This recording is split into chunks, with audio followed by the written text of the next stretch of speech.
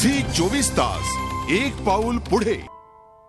कृष्णा टेकाळे आणि प्रियंका टेकाळे हे दोघेही सध्या अभ्यास करतायत। सध्या त्यांची 12वीची परीक्षा सुरू आहे। पण दुष्काळानं त्यांची पाठ इथेही सोडलेली नाही। गावात पाणीच येत नसल्यानं ऐन परीक्षेच्या काळात अभ्यास करण्याऐवजी त्यांना पाण्यासाठीही वेळ द्यावा लागतोय।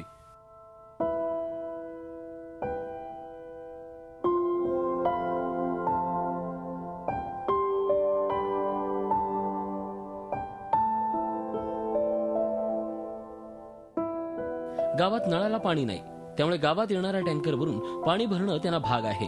घरात आई वडील आहेत, मात्र एवढ्या अंतरावरून एकट्याला पाणी आणणं शक्य नसल्यानं त्यांना मुलांची मदत घ्यावी लागते। अभ्यास करायचा की पाणी भरायचं असा प्रश्न त्यांच्या समोर ठाकलाय। थोडक्यात दुष्काळच त्यांची परीक्षा घेतोय। पाण्यामुळे माझ्या अभ्यासावर खूप परिणाम होत आहे, कारण अभ्यासाला वेळच भेटत नाही। पाणी आणण्यापासून पाणी खूप दूरून आणावं लागत आहे, त्याच्यामुळे अभ्यासावर परिणाम होत आहे। पाणी खूप 8 दिवसाला 4 दिवसाला मिळते गावात, मग विद्यार्थ्यांनी काय करावे? पाणी भरावे की अभ्यास करावे? कळंब तालुक्यातील पिंपळगाव डोळा गावात दिवसातून एकदा टँकर येतो आणि त्यावर पाणी भरण्यासाठी ही गर्दी होते। टँकर कधी गावात येतो तर कधी विहिरीत रिकामा करण्यात येतो। या विहिरीच्या पाण्याच्या टाकीद्वारे गावात पाणी पुरवठा होतोय, मात्र त्यासाठीही 8-8 दिवस जावे लागतायत। जादा टँकर द्यावेत ही गावकऱ्यांची मागणी आहे।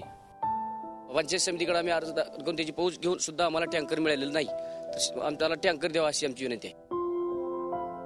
उस्मानाबाद जिल्ह्यातील गावागावात हेच वास्तव आहे। गेल्या 2 वर्षापासून या भागात पाऊसच झाला नसल्यानं शेतीला सोडा पण पिण्यासाठीही पाणी मिळवण्याची मारामार सुरू आहे। दररोज हंडाभर पाण्यासाठी ही उरापोटी धावपळ करावी लागते।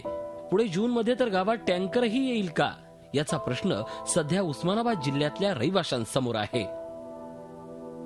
झी 24 ताससाठी व्हिडिओ जर्नलिस्ट सुमेश भालेरावसह संदीप साखरे, उस्मानाबाद। झी 24 तास एक पाऊल पुढे।